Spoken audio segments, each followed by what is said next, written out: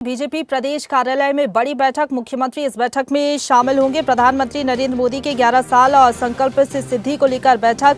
मोदी की 11 साल की उपलब्धियां को जनता तक पहुंचाने को लेकर मंथन होगा। क्या कुछ कहा गया है बैठक को लेकर, मुख्यमंत्री की तरफ से सुनवाते हैं आपको। 9 तारीख को 11 वर्ष होने वाले हैं। ऐसे में संगठन के द्वारा 11 से लेकर 21 जून तक हमारे लिए कई प्रकार के विकास के कामों को भारत सरकार की सारी जानकारी के साथ साथ प्रदेश सरकार के कामों को लेकर भी हमारे कार्यकर्ता नीचे तक जाए, इस आह्वान के साथ हमारी बैठक हुई है। मुझे इस बात का आनंद है, यशस्वी प्रधानमंत्री ने वो सब असंभव काम किए जो बीते 75 साल से लंबित रहे। कई ऐसे चुनौती के काम थे जिनके आधार पर हमारे देश के लिए बड़े मन में व्याकुलता थी, लेकिन आज बदलते दौर में देखते हैं तो धारा 370 से लगा करके यशस्वी प्रधानमंत्री ने भारत को 11वें नंबर से लेकर 4थे नंबर की अर्थव्यवस्था में स्थापित किया। देश के दुश्मनों से निपटने की दुनिया के 3 ही देश ऐसे हैं जो अपने देश के दुश्मनों को अपने देश की सीमा पे नहीं, वो जहाँ भी होते हैं वहाँ घर में घुसकर मारने की हिम्मत रखते हैं। भारत कई मामलों में एक अलग से ताकत बना है। ऐसे में सारी बातों को पहुँचाने के लिए अलग अलग प्रकार के इन आयोजनों को सफलता के साथ करें, मैंने शुभकामना भी दी है।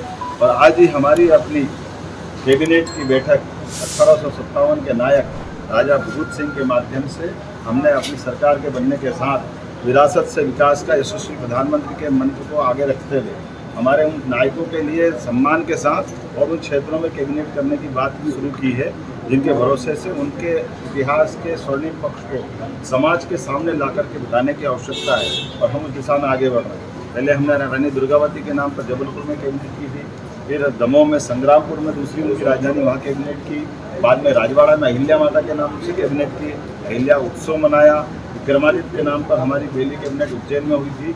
अभी राजा भगत सिंह के नाम पे करना चाह रहे हैं। कोई भी देश या देश की राज्य सरकारें अपने अतीत से जुड़ करके अगर विकास की बात करेगी तो वो निश्चित रूप से सफल होगी और अतीत के गौरवशाली प्रश्न को समाज में लाने से कॉन्फिडेंस भी आता है और हमारे मन में भविष्य की दृष्टि से और आगे से आगे जाने की इच्छा शक्ति लालायित होती है। मैं आज के इस अवसर पर इस पूरे राजा भगत सिंह के नाम पर होने कैबिनेट के बाद 14, 15, 16 3 दिन की विधायक, सांसद, मंत्री की भी कार्यशाला हम वही करने वाले हैं। हमारे पीछे ये कार्यक्रम करने का भाव भी यही है। हम भोपाल में भी कर सकते हैं, महानगरों में भी कर सकते हैं, लेकिन छोटे छोटे स्थान का भी महत्व सबके बीच में आए, उनका गौरवशाली पक्ष भी समाज जाने, इसलिए एक तरह से हमने सिलसिला प्रारंभ किया है। मेरी अपनी ओर से सबको बधाई।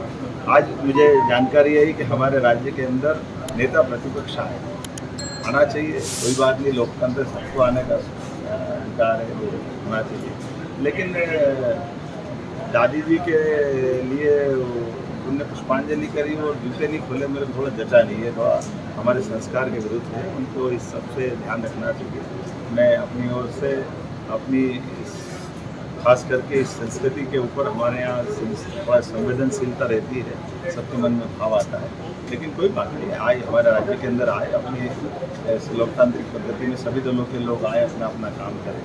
लेकिन मैं मान के चलता हूँ कि राजनीतिक रूप से भारतीय जनता पार्टी ने जनता के बीच जो अपने काम से, अपने संस्कार से, अपने कार्यकर्ताओं से, अपने सरकारों के माध्यम से दिन जीता है।